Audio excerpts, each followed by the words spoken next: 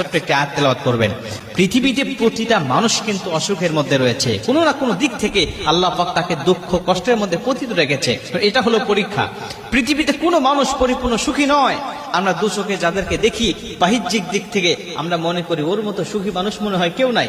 ওর গাড়ি আছে, বাড়ি আছে, নারী আছে, সয় সম্পত্তি, সব কোনো কিছুর অভাব নাই তার, নিঃসন্দেহে পরিপূর্ণ সুখী মানুষ। কিন্তু ভিতরে খোঁজ নিয়ে দেখেন ও কোনো না কোনো দিক থেকে এত অসুখের মধ্যে রয়েছে যেটা মানুষের সামনে সে প্রকাশ করতে পারে না। আল্লাহ পরিপূর্ণ সুখ দিবেন মানুষগুলোকে জান্নাতের ভিতরে।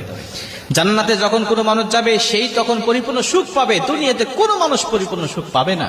এজন্য আপনি যখন কষ্টের মধ্যে পড়ে যাবেন, আপনাকে যখন দুঃখের মধ্যে ফেলে দেওয়া হবে, কেউ আপনার মনে যখন আঘাত করবে, কষ্ট দিবে, আপনি তার জন্য বদদোয়া না করে আল্লাহ পাক পবিত্র কোরআনে একটি ছোট্ট আয়াত নাজিল করেছেন, সূরা ইউসুফের ৮৬ নম্বর আয়াত। আল্লাহ পাক বলছেন, ইন্নামা আশকু বাসি ওয়া হুজনি ইলাল্লাহ। ইউসুফ আলাইহিস সালাতু ওয়াস সালামকে যখন